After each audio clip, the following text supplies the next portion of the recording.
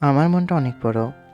দেনা পাওনার হিসেব যখন আসে তখন মনে হয় আমি শুধু দিয়েই যাই, পাওয়ার অংশটা যেন আমার জন্য নয়।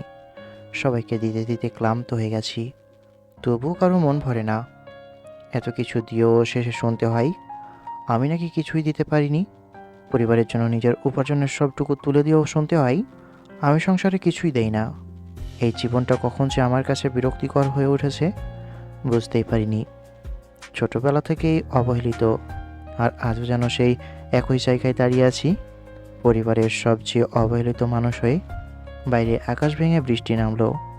এক কাপ চা হাতে নিয়ে বেলকনিতে এসে দাঁড়ালাম। চোখ পড়তেই দেখি হীরা দাঁড়িয়ে আছে, ভিজে একাকার হয়ে। মনে প্রশ্ন জাগলো, সে কি বোঝাতে চায়? কেন এমন পাগলামি করছে? কিসের টানে এতটা অস্থিরতা? চায়ের কাপে চুমুক দিতে দিতে তাকিয়ে আছি ওর দিকে। ফোনটা অন করে দেখি সন্ধ্যা 6টা 30। হীরা আমার দিকেই তাকিয়ে আছে। সে যে বৃষ্টিতে ভিজে একাকার, তারপরেও সরছে না, আমার দিকে তাকিয়ে রয়েছে। আমাকে কিছু বলতে চাই, কিন্তু কি বলতে চাই? ঠিক তখনই দেখলাম আম্মু একটা ছাতা নিয়ে ইরার দিকে এগিয়ে গেলেন।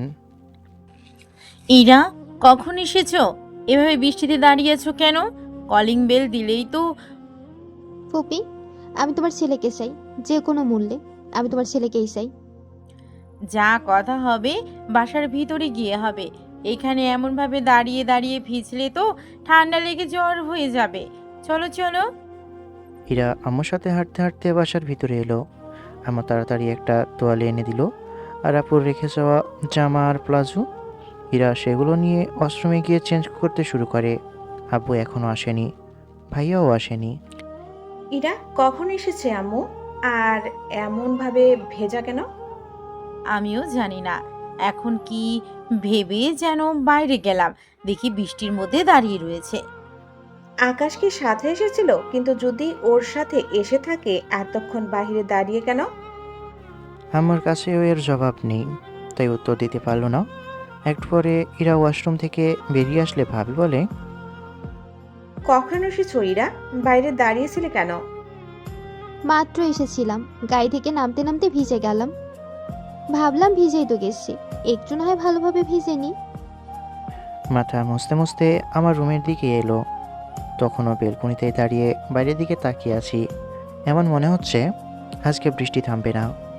মাঝে মধ্যে শিরশির করে বাতাস বইছে। শরীরে যখন বাতাস লাগছে তখন শরীরে কাঁপুনি ধরিয়ে দিচ্ছে। কারো আসার শব্দ শুনে রুমের দিকে তাকালাম। ইরা ধীরে ধীরে বেলকনিতে আসছে। নীল জামা পরলে মেয়েটাকে সত্যি অসম্ভব সুন্দর লাগে। চেহারাকান্ত হুরপরিদের মতো, মেকআপ ছাড়া অসম্ভব সুন্দর। এসে আমার পাশে এসে দাঁড়ালো। কেন এসেছে, কেন বৃষ্টিতে দাঁড়িয়েছিল কিছুই জিজ্ঞেস করলাম না। একেবারের জন্যও ইচ্ছে হলো না। নীরবতা ভেঙে ইরা বলল, তুমি আমাকে এমনভাবে ইগনোর করছো কেন? আমি চুপ রইলাম। ইরাও চুপ রইল। একটু পরে নীরবতা ভেঙে আবারও বলল, তুমি কি আমার সাথে কথা বলতে চাও না? এত নীরব কেন? চুপচাপ থাকতে ভালো লাগে। কোনো প্রয়োজনে কি আসা হয়েছে বৃষ্টিতে ভিজতে ভিজতে আমাদের বাসায় যে? ইরা একটা কথা বলল, বলল যে আমি তোমার ছেলেকে চাই। তোমার ছেলেকে দিবে? এই কথার তো কোনো উত্তর খুঁজে পেলাম না। তার মানে একটাই উত্তর, আকাশকে বিয়ে করতে চাই। কিন্তু ওর মতো একটা লুজারকে কেন বিয়ে করতে চাইবে? আহ বৌমা, আকাশ ভালো জব না পেলে সে কি করবে? জব পাওয়ার তো চেষ্টা করছে। পড়াশোনা যদি ভালোভাবে করতো তবে ভালো জব পেত, তাই না আম্মু? পড়াশোনা বাদ দিয়ে শুধু ইরার পিছনে ঘুরে বেরিয়েছে। যদিও একটা জব পেয়েছিল ইরার দোয়ায়, সেটাও চলে গেছে। অফিস থেকে বের করে দিয়েছে। আমাদের অফিসে আবার জয়েন করো। অফিস থেকে সিকিউরিটি গার্ড দিয়ে ঘাড়ে ধাক্কা দিয়ে বের করে এখন আবার ওই অফিসে যেতে বলছো? আমাকে দেখে নির্লজ্জ মনে হয়? না আমার কপালে নির্লজ্জ লেখা আছে? কোনটা? এমনভাবে বলছো কেন? মানুষ মাত্রই তো ভুল হয়, তাই না? আজকে আসল কালপ্রিটকে ধরে পুলিশে দিয়েছি। এইসব আমাকে বলার কারণ? আমার সম্মান কি এতটাই সস্তা যে যখন মন চাইবে অপমান করবে, অসম্মানিত করবে? এরা আমার হাতের উপর হাত রাখতেই হাত সরিয়ে বললাম, এইসব আবার কি? চলো না, মানুষ মাত্রই তো ভুল হয়, তাই না? পৃথিবীর সমস্ত ভুল আমার সাথেই হয়। দীর্ঘশ্বাস ছেড়ে বললাম, আপনার অফিসের জব পাওয়ার জন্য মানুষ লাইন দিয়ে দাঁড়িয়ে থাকে। আমার মতো লুজারকে, চোরকে, বাটপারকে আপনার কোম্পানির প্রয়োজন পড়বে না। ওখান থেকে রুমে চলে এলাম। এসে বিছানায় বসে শুয়ে পড়ি। হীরা এখনও মাথা মুছে যাচ্ছে। সেও রুমের ভিতরে এসে রুম থেকে বেরিয়ে বাইরে চলে যায়। পুপি, আকাশকে অফিসে ফিরিয়ে নিতে এসেছিলাম। বললাম অফিসে জয়েন হতে, কিন্তু রাজি হচ্ছে না। কেন যাবে না? আচ্ছা, আমি দেখব বিষয়টা। আগামীকাল সকাল থেকেই আবার জবে যাবে। ওকে ফুপি, আমি বাসায় চলে যাব, আবার অন্য কোনো দিন আসবো। আজকে থেকে যাও। অনেক বৃষ্টি হচ্ছে, কিভাবে যাবা? আজকে যাবার প্রয়োজন নেই। তুমি থেকে যাও আর বাসায় ফোন দিয়ে বলে দাও, অথবা আমি বলে দিচ্ছি। না ফুপি, এখানে আমার পোশাক নেই, কোনো কিছুই নেই। আর গাড়ি আছে, সমস্যা কোথায়? একটা ছাতা দাও, তাহলেই হবে। আপুর পোশাক পরে দিয়ে যাব। আম্মু একটা ছাতা এনে দিলে সেটা নিয়ে বেরিয়ে যায়। আম্মু পিছনে পিছনে দরজা পর্যন্ত দাঁড়িয়ে হীরার দিকে তাকিয়ে থাকে। হীরা ওর গাড়ি নিয়ে চলে যায়। রাতে খাওয়ার সময় আগামীকাল থেকে আবার অফিসে যাওয়া শুরু করবে। আমি যেতে পারবো না। আমি এতটাই নির্লজ্জ না যে যেখান থেকে ঘাড়ে ধাক্কা দিয়ে বের করে দিয়েছে সেখানে আবারও যাব। তোর মধ্যে আবার মান সম্মানের ভূত কখন থেকে ভর করলো? তোর আবার মান সম্মানও আছে, জানতাম না তো। আর জব কি তোর বাপ নিয়ে বসে আছে যে চাইলেই পেয়ে যাবি? তোর যে পড়াশোনা, আবার ভালো জব পাবে। আগামীকাল থেকে আবার অফিসে যাওয়া শুরু করবি। তুই কেমন চাকরি পাবি সেটা ভালো করেই জানি। তোকে ম্যাথরের কাজ দিবে কিনা সন্দেহ। আর যেন দ্বিতীয়বার বলার জন্য না বলতে হয়। আগামীকাল সকালে ঘুম থেকে উঠে নাস্তা করে অফিসে চলে যাবি। যদি না যাস সেটা তোর জন্য ভালো হবে না। আমাকে টাকা দেন, আমি ব্যবসা করব। আমার জব পছন্দ না। আর আমার কিছু টাকার প্রয়োজন, 3-4 লাখ হলেই হবে। টাকা গাছের পাতা তো, যে চাইলেই পেয়ে যাবে। আর তোকে টাকা দিয়ে আমার টাকা নষ্ট করতে চাই না। তোর দ্বারাই কিছু হবে না জানি। তুই ব্যবসা করতে গেলে লস ছাড়া লাভ হবে না। আগামীকাল সকাল থেকে অফিসে যেতে শুরু করবি, এটাই আমার শেষ কথা। আমি আর কিছু বললাম না, চুপচাপ খেয়ে রুমে চলে আসি। নিজের পরিবার এমন করলে কার মনে শান্তি থাকে। একটু ফোন টেপাটেপি করে ঘুমিয়ে পড়ি। পরের দিন যথাসময়ে ঘুম থেকে উঠে অফিসে যাওয়ার জন্য রেডি হয়ে নিলাম। ইচ্ছে না থাকা সত্ত্বেও ওখানে যেতে হবে। যদি না যাই বলবে বাসা থেকে বেরিয়ে যেতে। আর আমার যাওয়ার জায়গা নেই যে বাসা ছাড়বো। মান, সম্মান, ইজ্জতকে এক সাইডে রেখে যেতে হবে। রেডি হয়ে বাসা থেকে বেরিয়ে একটা গাড়ি নিয়ে আধা ঘন্টা পরে চলে আসি অফিসে। অফিসে পৌঁছাতে পৌঁছাতে অফিসের সময় হয়ে গেছে। তৃতীয় তলায় আসতেই সাইরার সাথে দেখা। মেয়েটা দেখতে বেশ মায়াবী, শান্ত, সৃষ্ট। মেয়েটাকে ভালোই লাগে। এমন মেয়েকে কার না ভালো লাগবে? সবারই ভালো লাগবে। হাত নাড়িয়ে হাই দিলাম।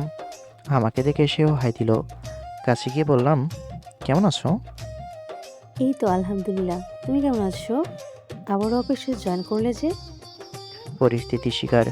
না হলে এমন কোম্পানিতে কে চাকরি করে? ফালতু সিও, ফালতু কোম্পানি। না আছে তার মান সম্মান, না আছে আমার মান সম্মান। নাই দেখে তো মরতে এখানে চলে এলাম। সায়রা ইশারা করে পিছনে দেখতে বলছে। পিছনে ফিরে দেখি ইরা রেগে আমার দিকে তাকিয়ে আছে। ওর রাগে কে ভয় পাই। আপনি আমার কেবিনে এসে দেখা করেন। ইরা পাশ কাটিয়ে চলে গেল। ইরা যেতেই সায়রা বলল, অফিসে আসতে না আসতে শুরু হয়ে গেছে ঝামেলা। যাও, মনে হচ্ছে ম্যাম তোমাকে ধোলাই দিবে। যাও শুনে আসো কি বলছে। কে ভয় পাই তাকে? যদি কিছু বলে তো আমি যেভাবে এলাম সেভাবেই চলে যাব। তার অফিসে জব করতে হবে এমন কোনো কথা আছে নাকি? যদি নাই থেকে থাকে তাহলে অফিসে আসলে কেন? সে যাই হোক, আগে শুনে আসো কি বলছে। ম্যাম তোমার কথা শুনে যেই রেগেছে। ওখান থেকে সোজা কেবিনের সামনে এসে বললাম, আসতে পারি ম্যাম? কোনো সারা শব্দ নেই। আবার বললাম, আসতে পারি ম্যাম? Yes, come in. দরজা খুলে ভিতরে এসে বললাম, জি বলুন ম্যাম। কিছু বলছে না, শুধু আমার দিকে তাকিয়ে চেয়ারে বসে এদিক থেকে ওদিকে মুভ করছে। কোনো কিছু কি বলবেন? আমার অফিস ফালতু, আমি ফালতু? কোন সাহস এমন কথা বলেন? আপনাকে পার্সোনালি আবার অফিসে জয়েন হতে বলেছি বলে কি এত দুঃসাহস? আপনি এত সাহস পেয়েছেন কোথায়? আপনি কি এটাই বলার জন্য ডেকেছেন? ওখানেই বলতে পারতেন। আপনি যদি সরি বলতে বলেন তাহলে স্বপ্ন দেখে যান, আর যদি বলেন জব থেকে বের করবেন তাহলে তাও আপত্তি নেই। কিছু বলছে না, শুধু রেগে তাকিয়ে আছে। আমি এখানে আপনার রাগ দেখতে আসিনি। আপনি কি আমাকে যেতে বলছেন? সাহস তো দেখে অনেক বেড়ে গেছে। হীরা বসা থেকে উঠে দাঁড়িয়ে ধীরে সুস্থে আমার কাছে এলো। মনে মনে বললাম, গায়ে হাত দিলে ভালো কিছু হবে না, যা দিবে তার ডাবল ফেরত দেব। কিন্তু না, আমার পাশ দিয়ে গিয়ে একটা ফাইল নিয়ে এলো। আমি তো মনে মনে গাড়ি থাপ্পড় খাওয়ার প্রস্তুতি নিয়েই নিয়েছিলাম। ফাইল নিয়ে এসে টেবিলের উপর রেখে বলল, জয়েন হয়ে নিন। আপনি আপনার সিগনেচার করে আপনার ডেস্কে যেতে পারেন। আপনি ম্যানেজার হলেন, আজকে থেকে আপনি ম্যানেজারের কেবিনে বসবেন। ম্যানেজার পোস্ট ফাঁকা, ওটা তো পূরণ করতে হবে। মাথা নাড়িয়ে আসতে যাব, তখন আবারও বলল, আর মেয়েদের সাথে লটরপটর কম করেন, আর কাজে মন দিন।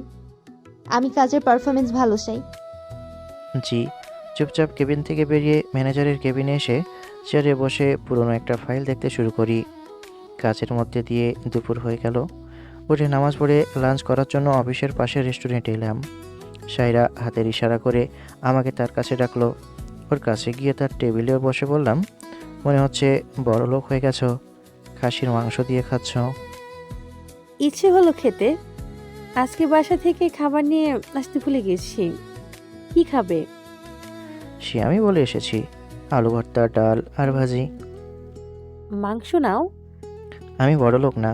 ম্যাম পানিশ করার বদলে উপহার দিল।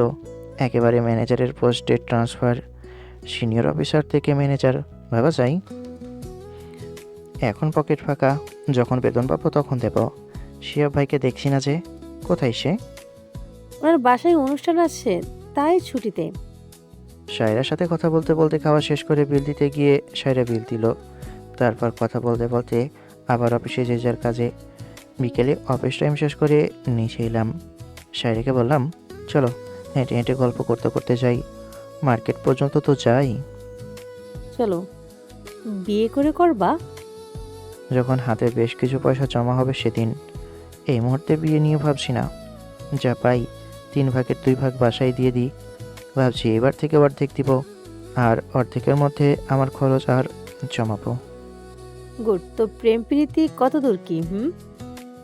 আমি সেদিন আশ্চর্য হয়ে গেলাম যে ম্যাম আমাকে এতটা অবিশ্বাস করে। আমি তো কল্পনাও করতে পারিনি। ম্যানেজার করলো চুরি, তার দায় ম্যানেজার আমার উপর চাপিয়ে দিল। ম্যানেজার বলল হিসেবে আমি গড়মিল করেছি, আর সাথে সাথে ম্যাম বিশ্বাস করে উল্টাপাল্টা বলে ঘাড়ে ধাক্কা দিয়ে বের করে দিল। সে একবারও সত্যিটা যাচাই করে দেখলো না। সে যদি নিজে এমন করতো হয়তো অতটা অপমানিত বোধ হতো না, কিন্তু সে সিকিউরিটি গার্ডকে দিয়ে সেটা করালো। আমার আত্মসম্মানে অনেক লেগেছে। আমার মন ভেঙেছে, আমার বিশ্বাস ভেঙেছে। এত কিছুর পরেও ওই কালনাগিনীর উপর আবার ভালোবাসি বলেই ওই কালনাগিনীর অনেক অপমান সহ্য করেছি। সুযোগ পেলেই অপমান করেছে। কাল নাগিন? একটা নাগিন। এখন আফসোস নেই যে কেন আমার ভালোবাসা বুঝলো না, কেন আমাকে ভালোবাসেনি। এখন এটা ভেবে আফসোস হচ্ছে যে আমি কোন বোকাচোদা যে ওর পিছনে পড়েছিলাম। এমনভাবে হেসো না তো। কেন? হাসতে কোথায় সমস্যা? আমার হাসি কি এতটাই খারাপ? না, অনেক সুন্দর, তাই তো বারণ করছি। তোমার হাসি দেখলে কত ছেলে তোমার পিছু নিবে তুমি জানো? তাই নাকি? এই জন্যই তো আমার কোনো বয়ফ্রেন্ড নেই। নাই? না পরিবারের ভয়ে বানাওনি? তুমি কবে বিয়ে করবে? না এই কয়েকদিনের মধ্যে হয়ে গেছে? বিয়ে হলে বলতাম না। ছেলে দেখছে, দেখা যাক, আল্লাহ ভরসা কবে বিয়ে লিখে রেখেছে। ফোনটা বেজে উঠলো। পকেট থেকে ফোন বের করে দেখি হীরার ফোন। কেটে আবার পকেটে রেখে দিলাম। অফিস শেষ, কাজ শেষ, এখন আবার কিসের ফোন? শালা, তোর তেল বের করছি, ফোন দেখেও কেটে দেওয়া হচ্ছে। পাশে সুন্দর মেয়ে আছে না, ফোন তো কাটবি। দুজনে কথা বলতে বলতে চলে এলাম মার্কেটে। তারপর গাড়ি নিয়ে যে যার বাসা থেকে রওনা হলাম। আমি আকাশ আহমেদ নীল, বাবা মায়ের 3 সন্তান। আমি ছোট, আপু, ভাইয়া, তারপর আমি। পড়াশোনায় ছোট থেকেই গোল্লা, তাই তো এত অবহেলিত। ছোট থেকে শুনে আসছি আমি তার মতো না, ওর মতো না। কেন? আমি তো চেষ্টা করি, কিন্তু না হলে আমার দোষ কোথায়? আমি ইরা একসাথে অনার্স শেষ করেছি। আমি তো টেনে টুনে পাস, আর ইরা সবসময় ভালো স্টুডেন্ট ছিল। সব দিক থেকে সে বেস্ট, কিন্তু আমি সব দিক থেকে খারাপ, সবার কাছে অপ্রিয়। আমার কথা আমাকে কখনো কেউ মূল্য দেয় না। এমন মনে হয় কেউ আমাকে মানুষই মনে করে না। এমন কেন? কেন আমার সাথে এমন হয়? হঠাৎ আজকে কী ভেবে ম্যানেজারের পোস্টে আমাকে দিল বুঝলাম না। আমি তো সেটা যোগ্য না। আমার থেকে যোগ্য লোক কত আছে। শিহাব ভাই প্রমোশনের জন্য কত চেষ্টা করছে, কিন্তু হচ্ছে না। ম্যানেজার হবার স্বপ্ন হয়তো আমার স্বপ্নই থেকে যেত। আগের ম্যানেজার চরিত্রে চলে গেছে, তাই হয়তো এই পোস্ট পেলাম, বা সরি গিফট হিসাবে এই পোস্ট দিল।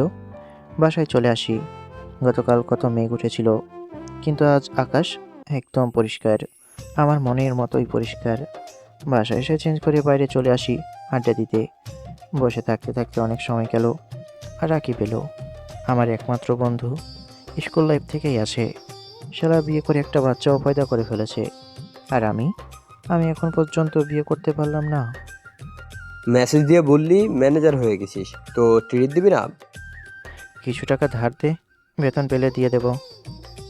তোকে ধার দেওয়া মানে ওই টাকা আর ফেরত পাওয়া যাবে না। যখন বেতন পাবি তখনই দিস। আজকে দেখি অনেক মুড ফ্রেশ। ভেবেছিলাম বড় হয়ে বিজনেসম্যান হব, কিন্তু সৌভাগ্যক্রমে বিজনেসম্যান হয়েছি। নির্লজ্জতার এই যে লজ্জা বিক্রি করে আবার অপমানিত স্থানে চলে গেলাম। কি করবি বল, সব ভাগ্যের লিখন। আর তোর বাপের যদি টাকা না দেয় তাহলে কি আর করার আছে? সে একটা কথা। ফোনটা বেজে উঠলো। আবার কে ফোন দেই?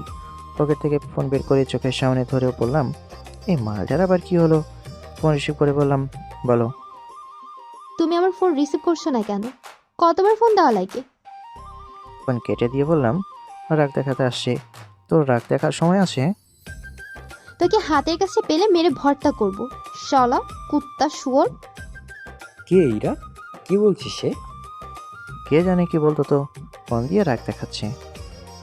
ভার্সিটি লাইফের কথা মনে পড়লে অনেক হাসি পায়। শালা তুই এতটা নির্লজ্জ ছিলি যে এত অপমান করার পরেও এরার পিছনে পড়েছিলি। দূর চাই, ওইসব মনে করিয়ে দিস না তো। ওইসব মনে হলে অনেক রাগ হয়। ইচ্ছে করে নিজের আন্ডা দরজা 2 ফাঁকে দিয়ে দরজা লাগিয়ে দিই। তোর মুখের ভাষাও চেঞ্জ হয়ে গেছে। শালা তুই শালি ছাড়া বিয়ে করলি কেন? তোর শালি থাকলে আজকে আমার হতো। তোর ভয়ে? কিন্তু আমার শাশুড়ি আছে তো, তোর সাথে মানাবে ভালো। দূরালা, আবার ফোন বেজে উঠলো। আবার কেটে দিলাম। আপু, কি হয়েছে তোমার? অফিস থেকে আসার পর থেকে দেখছি রেগে আছো। এখন কাকে যেন ফোন দিচ্ছ আর আগে ফুসছো। শর্ত তুই চোখের সামনে থেকে যা, না সরলে সমস্ত রাগ তোর উপরে উঠাবো। মেজাজ খারাপ না করে সর এখান থেকে, সর। একজনের দোষ আর একজনের শাস্তি, এটা কেমন বিচার ভাই? তুই কি চোখের সামনে থেকে সরবি? হীরার রাগ দেখে নূর রুম থেকে দৌড় দিয়েছে। জানে আর এক মুহূর্ত এখানে থাকলে ওর গালে থাপ্পড় পড়বে। রাকিবের সাথে আড্ডা দিয়ে রাতে বাসায় এলাম। রাতে খাবার সময় যে যার মতো করে গল্প করছে, আমি শুধু চুপচাপ শুনে যাচ্ছি। এছাড়া এদের সাথে গল্প করার বা কথা বলার মতো আমার কিছুই নেই। খেয়ে দিয়ে উঠে চলে আসি রুমে। শুয়ে আছি আর ফেসবুক স্ক্রল করছি। একটু ফেসবুকে ঘোরাঘুরি করে ফোন চার্জে দিয়ে ঘুমিয়ে পড়ি। পরের দিন সকালে ঘুম থেকে উঠে নাস্তা করে অফিসে চলে আসি। এসে চেয়ারে বসতে বসতেই পিয়ন এসে বলল যে ম্যাম নাকি ডেকেছে, তাই তার পারমিশন নিয়ে চলে এলাম ভিতরে। জি ম্যাম বলুন। কিছু বলছে না, কিন্তু ওর আগে হাত মুষ্টি করে রেখেছে। ম্যাম, আমার কাজ আছে। কিছু কি বলতেন? কিছু না বলে টেবিলে একটা চাপড় মেরে উঠে আমার কাছে এসে পেটে ঘুষি দিয়েছে। এত জোরে মেরেছে যে পেট ধরে বসে গেছি। শালি, আমি তোর কি করলাম যে এমনভাবে মারলি? গতকাল কতবার ফোন দিয়েছি তোকে, রিসিভ করিসনি কেন? শালা কুত্তা শুয়োর। ইচ্ছে মতো গালি দিয়ে যাচ্ছে। গালি শেষ হলে বললাম, আমি যাই। কিন্তু মনে হচ্ছে আমি যত কথা বলছি ততই তার রাগ হচ্ছে। আরে ভাই, আমি কি করলাম যে ওর শরীরের সমস্ত রাগ হাঁটুতে পৌঁছে গেছে? তুই আমার ফোন রিসিভ করিস না কেন? তোর তো দেখে সাহস অনেক বেড়ে গেছে। অফিসের কাজ অফিস পর্যন্ত সীমাবদ্ধ। আমার অফিস টাইম শেষ, আপনার সাথে কাজ শেষ। যা বলার সকাল 9টা থেকে বিকাল 5টার মধ্যে বলবেন। তুই শিওর আমি যা বলবো তাই করবি? আমি কি তা একেবারেও বলেছি? যা করার মতো তাই করব। আমার কাজ আছে, পরে বলতে পারবেন না যে কোনো কাজ কেন করিনি। তোদের মধ্যে কি প্রেম চলছে? সায়রা কি তোর গার্লফ্রেন্ড না ক্রাশ? সেটা আপনি জেনে করবেন কি? আমার পার্সোনাল লাইফ নিয়ে প্রশ্ন করার কিছু তো দেখছি না। অফিসে আছি, অফিসের ভালো মন্দ সম্পর্কে জিজ্ঞেস করবেন। আপনার প্রেজেন্টেশন তৈরি, আপনি মিটিংয়ে যেতে পারবেন। আমি ভালোভাবে চেক করেছি এবং সব কিছুই ঠিকঠাক আছে। আমি কেবিনে গিয়ে ফাইলটা প্রিয়াঙ্কা দিয়ে পাঠিয়ে দিচ্ছি। আমার কথা শুনে তো দেখি রাগে ক্ষোভে আরও বুঝছে। এ মেয়ের প্রবলেমটা কোথায় বুঝে আসছে না। ধুর, এর এখানে থেকে লাভ নেই। ঘুরে আসতে যাব, তখন হাত ধরে ঘুরিয়ে কাছে এসে আমার ঠোঁটে কিস করে দিয়েছে। এমন কিছু হবে আমার কল্পনাতেও ছিল না। ধাক্কা দিয়ে দূরে সরিয়ে বললাম, এইসব কেমন নোংরামি? আমার কি তোর কাছে খারাপ লাগছে? আর ওই ডায়েরির সাথে ঘেঁষাঘেঁষি করতে ভালো লাগছে? নোংরা। ঠোঁট মুছে চলে আসতে যাব, তখন পিছন থেকে ঠেলতে ঠেলতে দরজার সাথে চেপে ধরেছে। মেজাজ তো গরম করে দিল। হাত ধরে ঘুরিয়ে ওর শরীরের সমস্ত ভার আমার উপর ছেড়ে দিয়েছে। হাত দিয়ে ঠেলতে শুরু করেছি। খেয়াল করলাম হাত এমন জায়গায় পড়েছে যে বলার মতো না। শালি তো লজ্জায় টমেটোর মতো লাল হয়ে গেছে। হাত সরিয়ে দিতে আবার আমার উপর এসে পড়েছে। নরম নরম তুলতুলে।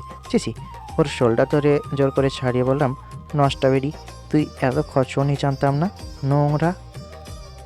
আমি খারাপ, কিন্তু ওই ডাইনির সাথে ঘেঁষাঘেঁষি করতে তো ভালোই লাগে, তাই না? ঠোঁট এগিয়ে চুমু দিতে আসতে গেলে দরজা খুলে তাড়াতাড়ি বেরিয়ে এলাম। ঠাক করে উঠল, মনে হচ্ছে দরজায় ওর কপাল লেগেছে। ওফ মা গো, মনে হচ্ছে কপাল ফেটে গেল। শালা কুত্তা, আমি তোকে দেখে নেব। থোর বাবা, মনে হচ্ছে কপাল ফুলে গেছে। কি জোরে না লাগলো।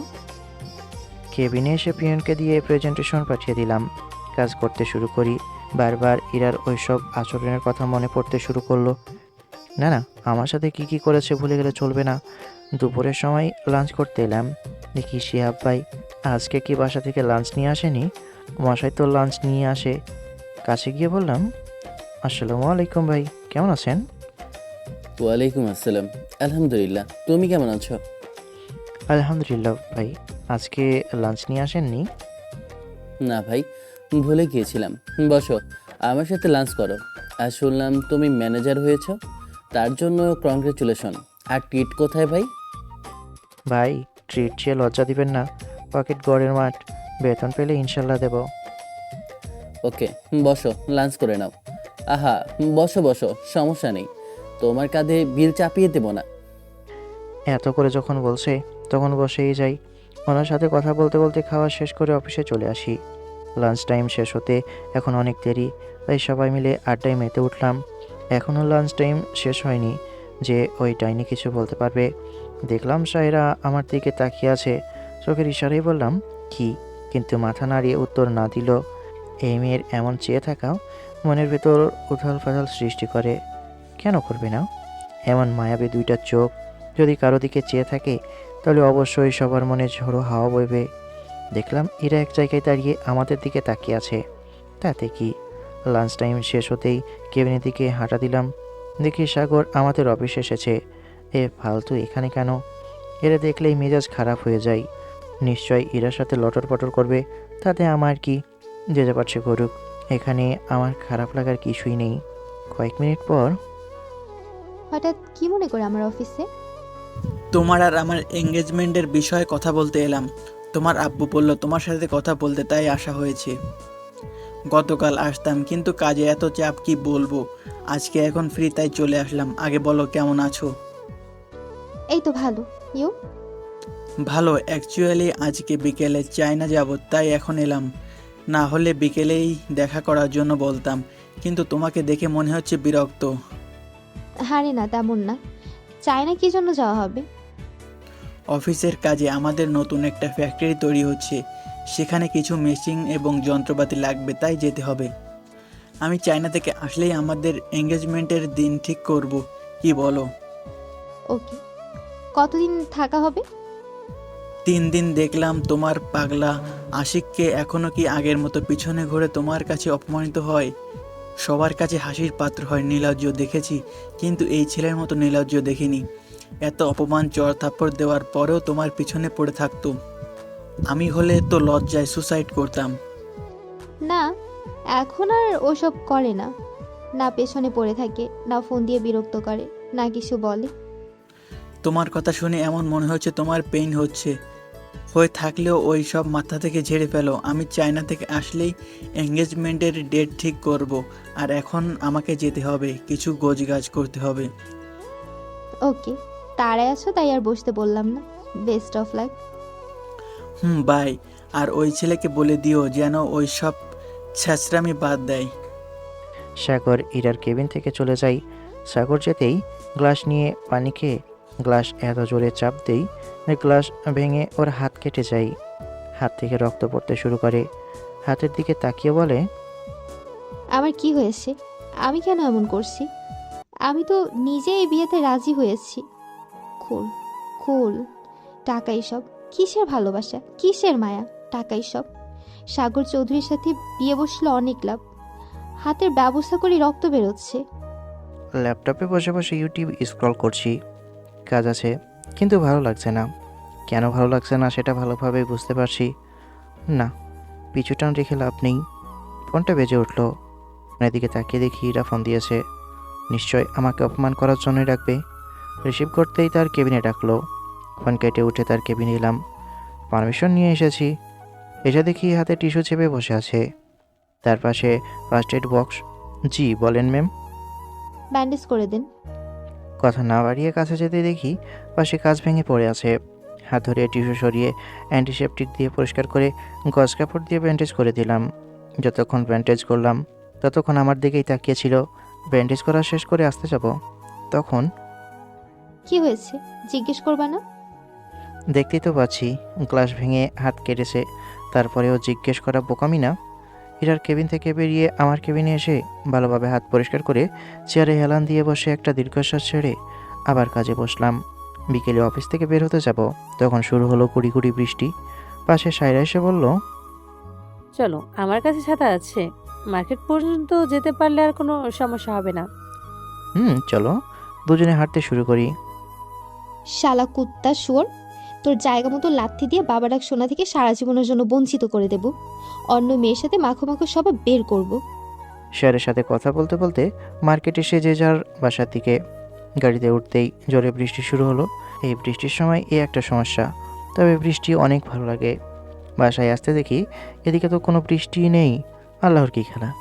গাড়ির ভাড়া দিয়ে বাসায় ফিরলাম। এসে চেঞ্জ করে বিছানায় ধপাস। দুদিন পর তুই আমার বাসায় বিয়ের প্রস্তাব পাঠাবে কিনা বল। আমার কলার ছাড়িয়ে বললাম, সব কিছু আপনার বাবার সম্পত্তি নয় যে চাইবেন আর হয়ে যাবে।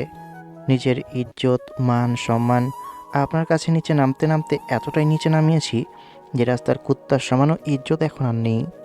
আর শুনলাম কয়েকদিন পর আপনার এঙ্গেজমেন্ট। তাহলে এইসব আবার কি? এমন থার্ড ক্লাস চিন্তাভাবনা আর ভালোবাসা কোথা থেকে এলো? আমি যতটুকু জানি এই বিয়ে আপনার সম্মতিতে হবে। আপনি আপনার বিয়ের প্রস্তাব রেখেছিলেন, তাহলে এইসব কি? আর কেনই বা আপনার বাসায় বিয়ের প্রস্তাব দেব? আমি বুঝতে পারিনি, আমাকে ক্ষমা করে দে। আমি এখন আমার মনকে কোনোভাবেই কন্ট্রোল করতে পারছি না। তো আমি কি করব? আসতে যাব, তখন পিছন থেকে জড়িয়ে ধরে কান্না করে দিল। অসহ্য। হাত ছাড়িয়ে বেরিয়ে এলাম। বাইরে এসে 3 নাম্বার ফ্লোর থেকে 2 নাম্বার ফ্লোরে এলাম। সব কাজ করছে না, আড্ডা দিচ্ছে। এগুলো দেখে একটু পরে কেবিনে চলে আসি। এসে কাজে মন দিলাম। জবটা ছাড়তেও পারছি না। অন্য জায়গায় জব পেলে এখানে চুলও থাকতো না। আর ছেড়ে বাসায় বসে থাকলে সবসময় ঘ্যান ঘ্যান আর কথা শুনতে হবে। বিপদ সব দিক থেকেই। ইরা হাত দিয়ে বুক চেপে ধরে বলে, কেন এমন হচ্ছে আমার সাথে? কেন আমি আমার মনটাকে একটু শান্ত করতে পারছি না? কেন এত অস্থিরতা? আমি তো এমন কিছু চাইনি, কখনো চাইনি। কথাগুলো বলতে বলতেই তার গলা আটকে গেল। এসব বলতে বলতে চোখ দিয়ে পানি বেরিয়ে গেছে। ডুকরে কেঁদে উঠে বলে, যত দিন যাচ্ছে ততই ভয়টা আমাকে গ্রাস করে ফেলছে। তোমাকে হারানোর ভয়। প্রতিটা মুহূর্তে মনে হয় এই বুঝি তুমি দৌড়ে সরে গেলে, এই বুঝি আমি একা হয়ে গেলাম। আমার বুকের ভেতরটা যেন ছিঁড়ে যাচ্ছে, হাড়টা এত জোরে ধুকপুক করছে যে মনে হচ্ছে এখনই ফেটে যাবে, সব কিছু থেমে যাবে। আমি আমি আর পারছি না, সত্যি পারছি না। এই ভয়, এই অস্থিরতা আমাকে ভেতর থেকে মেরে ফেলছে, ধীরে ধীরে শেষ করে দিচ্ছে। আজকে অফিসে কাজ শেষ করতে করতে সন্ধ্যা হয়ে গেল। সাইরা দেরি দেখে ফোন দিয়েছিল, আমি চলে যেতে বলেছি। অফিসে একদম ফাঁকা। বাইরে আসতেই দেখি পিয়ন বাইরে দাঁড়িয়ে আছে। ওর থেকে জানতে পারি ইরা এখনও যায়নি, তাই কেবিনের সামনে এসে দরজায় এসে ডাক দিলাম, কিন্তু কোনো রেসপন্স নেই। তাই দরজা খুলে ভিতরে এসে দেখি চেয়ারে পড়ে পড়ে ঘুমাচ্ছে, টেবিলে মদের বোতল। ছিছি, এইসবও খাই, জানতাম না তো। তো কেমন একটা ঘ্রাণ। কাছে গিয়ে ডাকাডাকি শুরু করলাম, দূর, পানি নিয়ে মুখে দিলাম মেরে, সাথে সাথেই উঠে গেছে। কি কি কে কে কে? সন্ধ্যা হয়ে গেছে, আর এত ঘুম আসলে বাসায় গিয়ে ঘুমাতেন, এখানে কেন ঘুমিয়ে? আমার ইচ্ছে হয়েছে তাই। আপনি কি বাসায় যাবেন না এখানে থাকবেন? কত মদ খেয়েছে আল্লাহ ভালো জানেন। এদের মরার একটুও ভয় নেই। উঠে হাঁটতে গিয়ে পড়ে যেতে গেলে গিয়ে ধরে নিলাম, হয়ে গেছে, এখন এটাকে বাসায় রেখে আসতে হবে। তুই এত কাছে আসিস না, নিজেকে সামলাতে পারবো না। তুই কাছে আসলে এমনিতেই কেমন মাতাল মাতাল মনে হয়, আর এখন তো ড্রিঙ্কস করেছি। সে কি, এখনও দেখি নেশা কাটেনি? এই রে, গোষ্ঠী মেরেছে। এ মেয়ে দেখা গেছে এক নেশা থেকে আরেক নেশায় আসক্ত হয়ে পড়বে। ধরে কোলে উঠিয়ে ইরার ব্যাগ নিয়ে হাঁটতে শুরু করলাম। বাইরে আসতে দেখি পিয়ন এখনও দাঁড়িয়ে আছে। আসতে বলে মদ খেয়েছে নাকি। আমি মাথা নাড়িয়ে হ্যাঁ বলে হাঁটতে শুরু করেছি। ইরা তার হাত দিয়ে আমার গালে হাত বুলাচ্ছে আর দাড়ি ধরে টান দেওয়ার চেষ্টা করছে, কিন্তু দাড়ি ছোট ছোট তাই পারছে না। পিয়নকে বললাম, আপনি লক করে দেন। ইরাকে নিয়ে নিজে গাড়ির কাছে এসে বললাম, লক খুলুন। এখনও আমার দিকেই তাকিয়ে আছে। এত রাস্তা তো বিরক্ত করেছে, ওটার কথা নাই বলি। কাছে এসে জড়িয়ে ধরে বলে, চল না। ছাড়িয়ে গালে থাপ্পড় দিয়ে বললাম, চাবিতে শালি। ছাই পাশ গিলে বালছাল শুরু করেছে। আমার থাপ্পড় খেয়ে কান্না করে দিয়েছে। কান্না করতে করতে বলে, তুই আমাকে মারলি? ধমক দিয়ে বললাম, আর একটা কথা বললে আরও থাপ্পড় দেবো। ওর ব্যাগে চাবি খুঁজতেই পেয়ে যাই। লক খুলে জোর করে পিছনের সিটে বসিয়ে আমি ড্রাইভিং সিটে বসিয়ে ড্রাইভ করতে শুরু করি। এখনও কেঁদে যাচ্ছে। তোর বাঁশি বাজানো বন্ধ করবি? এর বাঁশি থেকে গজল শুনি। গজল প্লে করে চালাতে থাকি। ইশারা করে বন্ধ করতে বলে। ওর কথা শুনে বন্ধ করে বললাম, কি হয়েছে? কুত্তা, তুই কত জোরে থাপ্পড় দিয়েছিস? আমার গালে তোর আঙ্গুলের দাগ পড়ে গেছে। নেশা কেটেছে? নেশা যখন কেটে গেছে তখন বাড়ি যাও, আমি আর যেতে পারবো না। আরে না, মাথা কেমন চক্কর দিচ্ছে। বাসা পর্যন্ত পৌঁছে দিতে সমস্যা কোথায়? কোনো উত্তর না দিয়ে আবার ইটার দিয়ে চালাতে শুরু করেছি। কিছুক্ষণ পরে নানার বাড়ি চলে আসি। ওর বক বক শুনবো না, তাই জোর করে গজল বাজিয়েছি। বাসার সামনে এসে গাড়ি দাঁড় করিয়ে নেমে বললাম, এবার যাও। বাসার ভিতরে যাবা না? না। এই রে, এই বুড়ো দেখি এদিকে আসছে, ঘুরে মুখ লুকিয়ে আসতে যাব, তখন ডাক দিল। এই বুড়োর বাইরে থাকা কি খুব প্রয়োজন ছিল? কুত্তা, বাসার ভিতরে যাবি না? এই রে বুইরা, দেখে নিয়েছি। নানার ডাক শুনে তার কাছে গিয়ে বললাম, নানার ডাক শুনে তার কাছে গিয়ে সালাম দিলাম। আসসালামু আলাইকুম নানা, কেমন আছেন? ওয়ালাইকুম আসসালাম। তুমি বাসার ভিতরে না আসে ওখান থেকে ঘুরে যাচ্ছিলে কেন? আসো বাসার ভিতরে, তোমার নানির সাথে দেখা করে যাও। বাসায় কাজ আছে, আপনার পত্নী ছাইপাশ গিলেছে, তার জন্য রাখতে এলাম, না হলে আসতাম না। আমার কাজ আছে নানাজি। সাইপাস মানে? এরা কি খেয়েছে? কিছুই তো বুঝলাম না। আপনার পত্নী মদ খেয়ে অফিসে পড়েছিল, তাই সাথে করে নিয়ে আসতে হয়েছে। ছি নানা, আপনি একজন হাজি, অথচ আপনার পত্নী মদ খায়। লোকজন শুনলে কি বলবে? আমার তো ভাবতেই ঘৃণা করছে। আমার কথা শুনে নানা রেগে গেছে। আজকে বাসা গরম হবে, সেটা বুঝতে পারছি। আজকে তোর হচ্ছে, তুমি বাসার ভিতরে আসো, তোমার নানির সাথে দেখা করে যাও। এর এঙ্গেজমেন্ট হবে সেদিন একেবারে আসবো। আজকে বাসায় যাই। রাগ করো না, সত্যি কাজ আছে।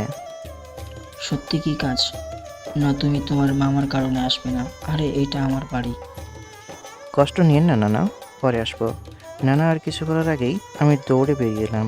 পিছন থেকে নানা কয়েকবার ডাক দিলেন, কিন্তু আমি আর ফিরে তাকাইনি। ওই বাসায় আমি আর যাচ্ছি না। কেন যাচ্ছি না জানেন? শুনেন, আজ থেকে ঠিক 2 মাস আগে ইরাকে কোনোভাবেই নিজের করে নিতে না পেরে একদম শেষ চেষ্টা হিসাবে আমি সরাসরি মামার কাছে গিয়ে দাঁড়ালাম। বুকের ভেতরে কম্পন নিয়ে বলেছিলাম, মামা, আমি আপনার মেয়ের পর হতে চাই। আমি ইরাকে বিয়ে করতে চাই। আমার কথা শেষ হতেই যেন আগুনে ঘি পড়ল। তোর কি যোগ্যতা আছে আমার মেয়েকে বিয়ে করার? তুই তো ওর পায়ের জুতা পরিষ্কার করারও যোগ্য না। তুই জানিস আমার মেয়ে কত কোটি টাকার মালিক? আর তোর কি আছে? আমার মেয়ের দয়ায় তুই চাকরি পেয়েছিস, না হলে তোর মতো ছেলের চাকরি হতো? আমার মেয়ের করুণায় বেঁচে থেকে আবার আমার মেয়েকে বিয়ে করতে চাস? তোর সাহস তো কম না? আমি স্তব্ধ হয়ে গেছিলাম। কথা বলার ভাষাটুকু হারিয়ে ফেলেছিলাম। তবুও কোনো মতে বলেছিলাম, মামা, আপনি কি একটু বেশি বেশি বলছেন না? এগুলো তো তোর জন্য কমই বলা হয়েছে। তোর কথার জন্য তোকে মারিনি, এটাই তোর ভাগ্য। সেই দিন, সেই মুহূর্তে আমি ঠিক করে নিয়েছিলাম, এ বাসায় আমি আর কখনো পা রাখবো না। একটা ভুল সিদ্ধান্ত, একটা পাগলামি আমাকে মানুষের কাছে এমনভাবে ছোট করে দিয়েছে যার শেষ নেই। নিজের নিজের পরিবার থেকে হীরার পরিবার, এমনকি হীরার বন্ধুদের কাছেও আমি হয়ে গেছি হাসির পাত্র। ওরা উঠতে বসতে অপমান করত, তুচ্ছ করত। একদিন ভার্সিটির একটা অনুষ্ঠানে দাঁড়িয়ে ইরার সাথে কথা বলছিলাম। হঠাৎ সাগর এসে ইরার হাত ধরে ওর হাতে থাকা সফট ড্রিঙ্কসটা আমার মুখে ছুঁড়ে মারল। আর চারপাশে হাসি, শুধু হাসি। ইরাও হাসছিল। সে হাসির ভেতরে আমি শেষ হয়ে গেছিলাম। এমন অনেক কিছুই হয়েছে আমার সাথে, যেগুলো মনে পড়লে নিজের প্রতি একটা ঘৃণা জন্মায়। সেদিন ইরার বিয়ের প্রস্তাব দিয়েছিলাম বলে আব্বু আম্মু আমাকে মারে, অনেক কথা শোনাই। আমি আয়নার সামনে দাঁড়িয়ে নিজেকেই বলি, তোর মতো নির্লজ্জ মানুষ বোধ হয় এই পৃথিবীতে আর একটাও নেই। তোর মেয়ে মদ পান করেছে, এইটার তুই বিচার কর। ছি ছি, আমার ভাবতেই ঘৃণা করছে যে আমার পত্নীও এইসব খায়। লোকজন জানাজানি হলে আমার সম্মান কোথায় যাবে? বাবা, এই বয়সে এই সব খেতেই পারে, এগুলো কোনো সমস্যা না। বান্ধবীদের সাথে থাকলে একটু একটু খেতেই পারে। এমন কিছু শুনে তো নানার টেম্পার আরও হাই হয়ে যায়। শুরু করে চিৎকার চেঁচামেচি, চিৎকার করে বাসা মাথায় উঠিয়ে নেওয়ার মতো অবস্থা। আপু, তুমি এগুলো খেয়েছো? এই এই বুড়োকে বললোটা কে? শালা কুত্তা, ওই কুত্তা দাদুর কানে ওইসব তুলে গেছে। ওরে তো আমি কি যে করবো নিজেও জানি না। ওই দেখো, দাদু লাঠি তুলে আসছে। আপু, মায়ের খেতে না চাইলে পালাও, ভাগো। নানা কেনানি ধরে নেই। আজকে ওই বাসা বেশ গরম হয়ে থাকবে। ওখান থেকে মার্কেটে আসি, কিছুক্ষণ বাজার ঘুরে বাসায় আসি। আকাশের অবস্থা ভালো ছিল না, তাই বাসায় চলে আসি। বাসায় এসে চেঞ্জ করে 1 কাপ চা বানিয়ে বেলকনিতে বসে চা খেতে থাকি আর ফেসবুক স্ক্রল করতে থাকি। ফোন বেজে উঠল। রাকিব ফোন দিয়েছে। রিসিভ করে বললাম, বল। দোকানের দিকে আসবি না? আকাশের অবস্থা দেখছিস, মনে হচ্ছে বৃষ্টি হবে। আর তুই এখন বাইরে যেতে বলিস? বড় কথা সেটা নয়। কেন বলতি না বহলে সব সময় চিপকে থাকবি? তাহলে এখন বাইরে আসতে চাইছিস কেন ভাই? চিপকে থাক। বিয়ে কর, তাহলে বুঝতে পারবি। আচ্ছা ঠিক আছে, আমিও বাসায় চলে যাব। রাকিব ফোন কাটতে কাটতেই নূরের মেসেজ এলো। লিখেছে, ভাই, কি করে গেছো এটা? বাসায় কালবৈশাখী ঝড়, দাদু তো তখন থেকে বাসা গরম করে রেখেছে। মেসেজ দেখে হা রিপ্লাই দিলাম। 70% লোক শয়তানি করে গিয়ে শয়তানকে পাথর মেরে এসে নাম হয়ে যায় হাজি। তার মধ্যে আমার নানা একজন অনেক বদমাশ এক লোক ছিল, যদিও এখন হজ করার পর অনেকটা ভালো হয়ে গেছে। নূরের সাথে ভালো মন্দ কথা বললাম। বসে থাকতে থাকতে এসে আজান হলো। উঠে উজু করে নামাজ পড়ে এলাম। ভেবেছি সব শয়তানি ছেড়ে ভালো হয়ে যাব, তাই কিছুদিন ধরে নামাজ পড়া শুরু করেছি। বৃষ্টি শুরু হয়েছে, তাই মসজিদে যেতে পারলাম না। নামাজ শেষ করে বিছানায় বসতে বসতেই আম্মু এলো। কিছু কি বলতে এসেছো? কবে বিয়ে করবি? তোর জন্য মেয়ে দেখবো। দেরি আছে, আমার কাছে কোনো টাকা পয়সা নেই। আগে কিছু টাকা পয়সা জমাই, তারপর বিয়ে। আর সামনে মাস থেকে বাসায় শুধু 10,000 টাকা করে দেব। আমি টাকা জমাবো। টাকা জমিয়ে কি করবি? তোর টাকার প্রয়োজন কোথায়? কথায় কথায় বলে বাসা থেকে বেরিয়ে যেতে। দেখা গেল বাসা থেকে ঘাট ধরে বের করে দিল। তখন কি হাতে হারিকেন নিয়ে ঘুরে বেড়াবো? এবছর শেষে বিয়ে, এর আগে নাও। তোর আব্বুর কথা ঠিক মতো শুনলেই তো বাসা থেকে বের করবে না। কথা শুনে চল, তুই তো সব সময় তোর কথা মতো চলিস। বিষয়টা কি সত্যি তাই? তোমার সাথে এসব নিয়ে ঝগড়া করতে চাই না, এসব নিয়ে কথা কাটাকাটিও করতে চাই না। আম্মু কিছু না বলে চলে গেল। আমি চুপচাপ শুয়ে রইলাম। আমি যে ম্যানেজার হয়েছি সেটা কাউকে বলিনি। একটু পরে গিয়ে রুমে এসে শুয়ে পড়ি। পরের দিন অফিসে আবার দেওয়ালের সাথে চেপে ধরে রেখেছে। আমি শুধু ওর দিকেই তাকিয়ে আছি। থেকে থেকে পেটে ঘুষি দিচ্ছে। কি জন্য নানাকে ওর মদ খাওয়ার কথা বলেছি। খচ্চর, তোর জন্য কত বকা খেতে হয়েছে জানিস? ওই বুইরা মাঝে মধ্যে তার লাঠি দিয়ে তেড়ে এসেছে। গতকাল তো আমার প্রাণ পাখি খাঁচা থেকে ভেগেছিল। এই অভ্যাস চেঞ্জ করেন, ছাড়েন আমাকে। দূরে সরিয়ে বললাম, শুধু শুধু সময় নষ্ট করার ধান্দায় থাকে। আর এসব কেমন নোংরামি? কেন? ওই মেয়ের সাথে ঢলাঢলি তো ভালোই করিস, তখন তো এইসব বলিস না। ফালতু কথা বলবেন না। এমন নোংরা চিন্তা ভাবনা কীভাবে মাথায় আসে? আমরা শুধু ভালো ফ্রেন্ড। রেগে কেবিন থেকে বেরিয়ে চলে আসি। আমার কেবিনে কতটা খারাপ হলে এঙ্গেজমেন্ট বিয়ে ঠিক হবার পরেও এমন নোংরামি করে। তবে আমি ঘৃণা করি, তোরে আমি ঘৃণা করি। একটু পরে আবার আমার কেবিনে হাজির। কোনো কাজ আছে? সত্যি আমি তোকে ভালোবাসি, বিশ্বাস কর। তোকে না বলে দম বন্ধ হয়ে মারাই যাব। কখন, কিভাবে, কেন আমি কিছুই জানি না। আমি শুধু এতটুকু জানি তোকে আমার চাই। আমি তোকে ভালোবাসি। মারা গেলে আমার কি করার আছে? আমাকে এসব বলে ভয় দেখিয়ে লাভ নেই। আমি এসবে ভয় পাই না। ও কি, এদিকে সত্যি সত্যি গান নিয়ে এসেছে। ওর মাথায় ঠেকিয়ে বলল, দেখ, সত্যি আমি কিন্তু গুলি মেরে দিব। বললাম না এইসব হুমকিতে ভয় পাই না। আর এগুলো মিথ্যে। কেউ কারো জন্য মরে না। সে কি, ও আমার দিকে বন্দুক ধরলো কেন? তোকে যদি আমি না পাই, তোকে অন্য কেউ পাবে না। তুই আমার না হলে আর কারো না। ইচ্ছে, এমনিতেই এই জীবন আমার পছন্দ না। আমার জন্য কান্না করার কেউ নেই। কে কান্না করবে? একদিন না একদিন মরতেই হবে। যদিও সুসাইড করতে গিয়ে করতে পারিনি, তাই এসবে ভয় নেই। আমার কথা শুনে ফায়ার করে দিয়েছে। আমার পাশ দিয়ে বুলেট চলে গেল। সাইলেন্সার লাগানো, তাই খুব বেশি শব্দ হয়নি। আমার তো ক্ষণিকের জন্য প্রাণ পাখি উধাও হয়ে গেছিল। সত্যি তো, তোর তো কোনো মরার ভয় নেই।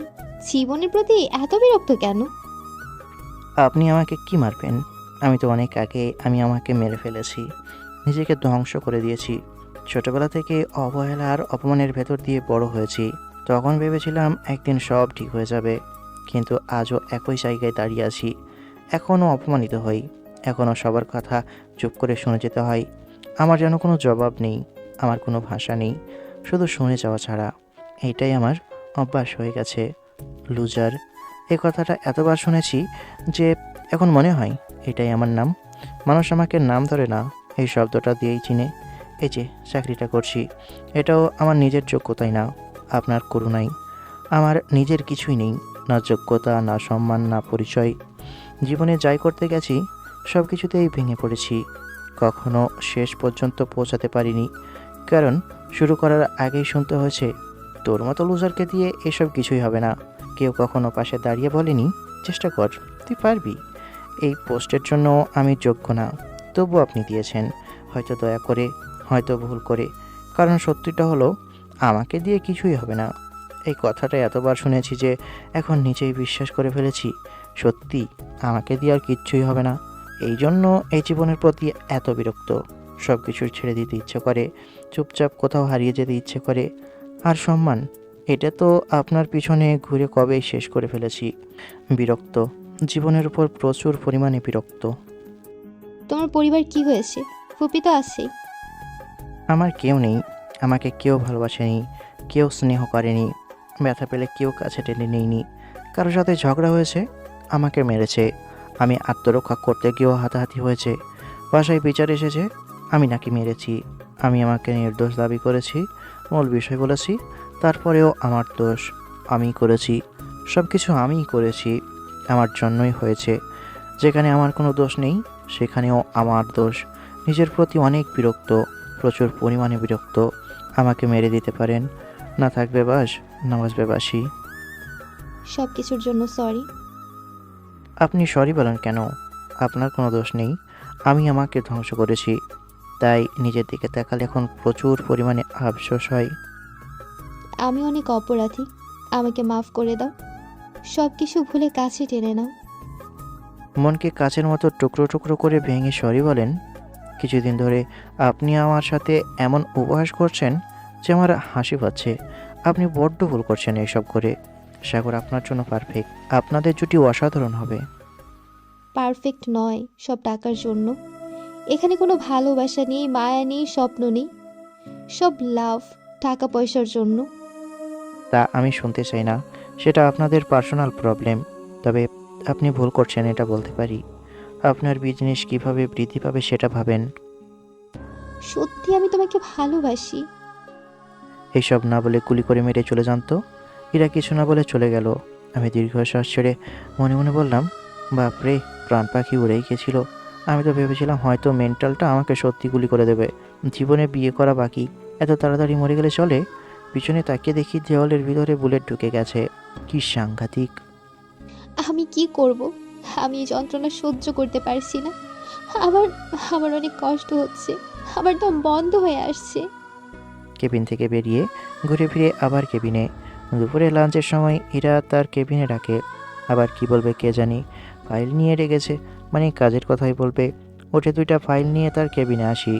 এসে অফিসের বিষয় ডিসকাস করলাম। আর লাঞ্চ টাইম শেষ। আকাশ শোনো, সত্যি আমি তোমাকে খুব ভালোবাসি। তোমায় না পেলে দম বন্ধ হয়ে মারা যাব। আমি নিজেকে সামলাতে চাই, কিন্তু শত চেষ্টা করেও ব্যর্থ। আমি নিজেকে সামলাতে পারছি না, মনকে কোনোভাবেই শান্ত করতে পারছি না। বুকের ভেতর এমন ধুকপুক করছে, মনে হচ্ছে এখনই ফেটে যাবে। এই অসহ্য যন্ত্রণা আমি সহ্য করতে পারছি না। প্লিজ আকাশ। কোনো উত্তর না দিয়ে তার কেবিন থেকে বেরিয়ে আমার কেবিনে চলে আসি। বুকের ভেতরটা দুমড়ে মুচড়ে যাচ্ছে। তোমার শোকে আমার মৃত্যু হোক, তবুও তুমি নামের মানুষটা আমার না হোক। আমি তোমারই ছিলাম, সব সময় ছিলাম। কিন্তু তুমি বোঝোনি, আমি এমন এক মায়াবতীর প্রেমে পড়েছি যাকে ধরা যায় না, ছোঁয়া যায় না, শুধু দূর থেকে ভালোবাসা যায়। তাকে ছুঁতে গিয়ে অন্তর ক্ষতবিক্ষত হয়েছে, মন ভেঙে চুরমার হয়েছে হাজার টুকরোই। বেশ খিদে পেয়েছে, কিন্তু এখন যাওয়া যাবে না। পানি খেয়ে পেটের খিদে মিটাই। ভাবলাম আজ তাড়াতাড়ি শেষ হয়ে যাবে, কিন্তু আজকেও সন্ধ্যা হয়ে গেল। যত বড় পোস্ট তত হ্যাপা। দেখলাম দরজার সামনে ইরা দাঁড়িয়ে আছে। বাসা যাবে না? মনে তো হচ্ছে কিছু খাওনি, খাবার পাঠিয়ে দিই। না থাক, প্রয়োজন নেই। শেষের পথে, আপনি চলে যান, আমি কাজ শেষ করে চলে যাব। পিয়নকে বসতে বলেন আর বলে দেন আর একটু দেরি হবে। হীরা কিছু না বলে চলে গেল। আমি কাজ শেষ করে বাইরে আসতেই দেখি হীরা বাইরে বসে ফোন টিপছে। বুঝলাম না বসে আছে কেন। আপনি বাসায় যাননি? না, চলো একসাথে লাঞ্চ করি। দুপুরে আমারও কিছু খাওয়া হয়নি। প্রয়োজন নেই, আমি একেবারে বাসায় গিয়ে খাবো। হুদায় প্যাচাল পেরে লাভ আছে? আর কিছু বলবো না। হেঁটে চলে আসি। পিছনে পিছনে হীরা এলো। পিয়ন অফিসে তালা ঝুলিয়ে দেই। একটু পরে একটা রেস্টুরেন্টের সামনে এসে দাঁড় করালো গাড়ি। ওর কথা রেখেছে, আমাকে আর কিছুই বলেনি।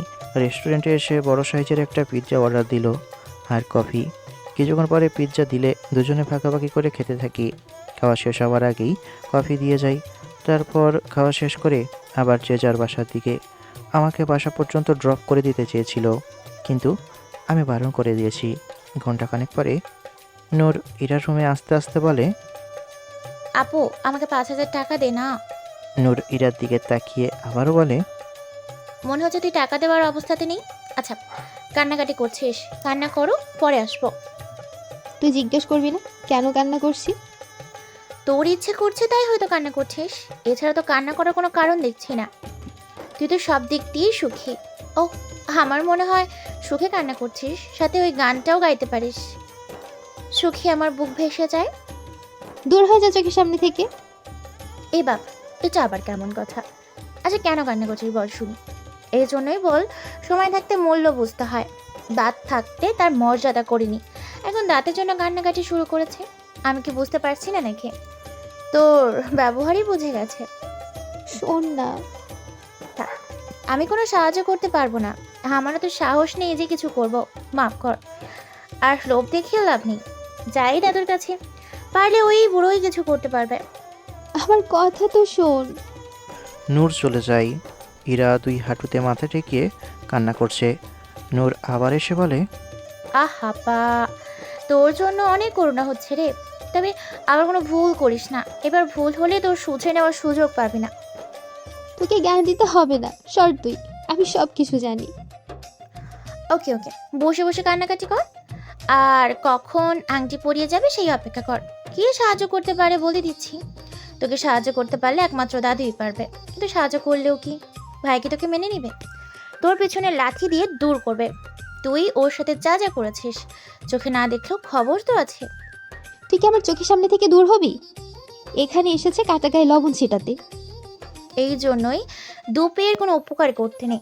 ভালো আইডিয়া দিচ্ছি, কিন্তু শুনছিস না। বিষ কাটা হলে কাজ হবে। চিন্তা করিস না, মরতে দিব না। সঠিক সময়ে হাসপাতালে নিয়ে গিয়ে চিকিৎসা করে বাঁচিয়ে নিব, অথবা হাতে রক কাট, অথবা গলায় ফাঁস দে। ভয় নেই, হাসপাতালে নেওয়ার জন্য আমিই আছি। তোকে হাতের কাছে পেলে তোর কি যে করব নিজেও জানি না।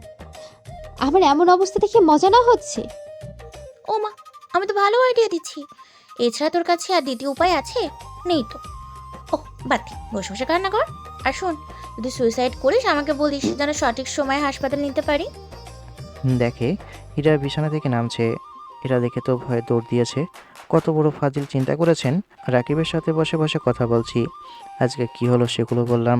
সব শুনে চুপ করে আছে। একটু চুপ থেকে বলল, আমি তো বারণ করব, তবে তুই জানিস তুই কি করবি। কোনো উত্তর দিলাম না। কিছুক্ষণ আড্ডা দিয়ে বাসায় ফিরলাম। 2 দিন পর কেবিনে বসে বসে কাজ করছি।